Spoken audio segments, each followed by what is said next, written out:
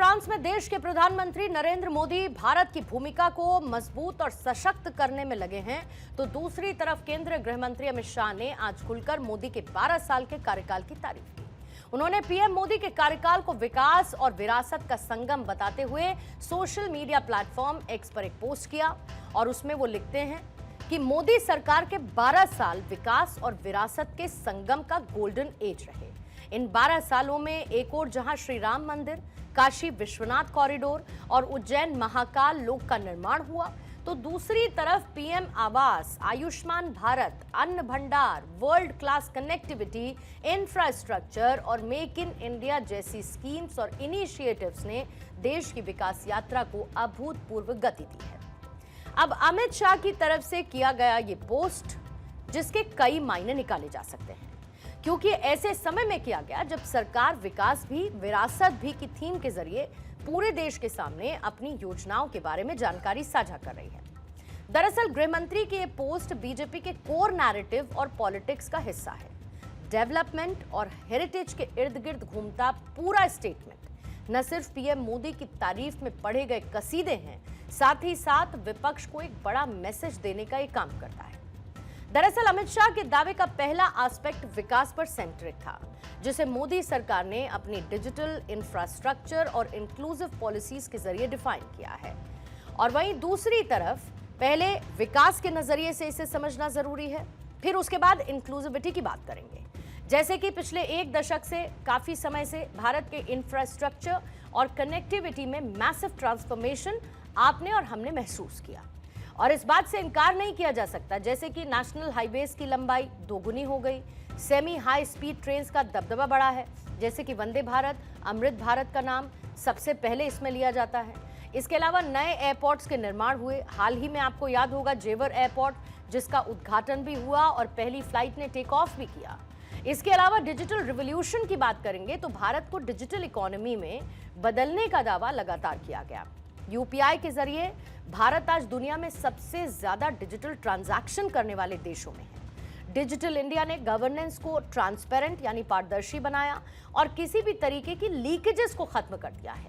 Economic growth और global ranking के लिहाज से अगर इसे समझेंगे तो भारत ने एक लंबी छलांग लगाई।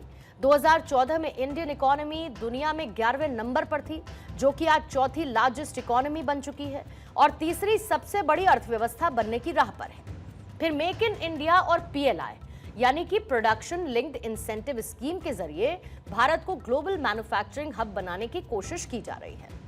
सबका साथ सबका विकास के मोटिव के तहत करोड़ों लोगों को आज की तारीख में डीबीटी यानी कि डायरेक्ट बेनिफिट ट्रांसफर के जरिए मदद मिली। मुफ्त राशन, पीएम आवास योजना के जरिए पक्के मकान और मुफ्त स्वास्थ्य बीमा यानी कि आयुष्मान भारत ने देश के ग्रासरूट लेवल पर एक बड़ा इंपैक्ट क्रिएट किया है।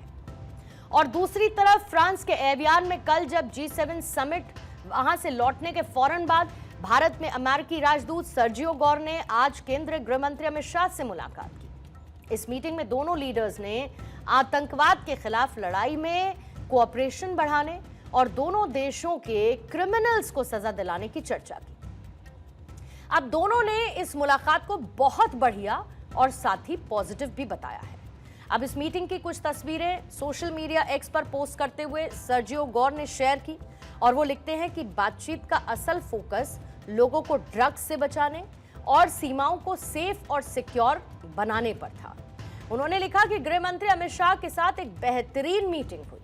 सर्जियो गौर ने G7 समिट के दौरान हुई बातचीत के बारे में भी काफी कुछ लिखा।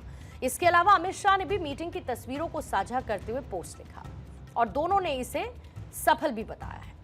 अमेरिकी राष्ट्रपति ट्रंप के बेहद करीबी सर्जियो गौर जैसे ही G7 समिट से वापस लौटे, उन्होंने तुरंत ये मुलाकात की। ऐसे में इसके मायने गहरे। इसे इंटरनेशनल डिप्लोमेसी और नेशनल सिक्योरिटी के लिहाज से एक हाईली स्ट्रैटेजिक मूव के तौर पर देखा जा रहा है। एक्सपर्ट्स का यह मानना है कि G7 के फैसलों को तुरंत ऑन ग्राउंड एक्शन में बदलने की कोशिश शुरू हो चुकी है, क्योंकि ग्लोबल थ्रेट को लेकर बात हुई थी और इस मीटिंग में भी इसकी चर्चा हुई। साफ बात है कि अमेरिका ये मैसेज देने की कोशिश में है कि वो भारत को केवल ट्रेड पार्टनर के तौर पर नहीं देख रहा है, बल्कि ग्लोबल सिक्योरिटी के पर्सपेक्टिव से एक जरूरी पिलर भी मानता है।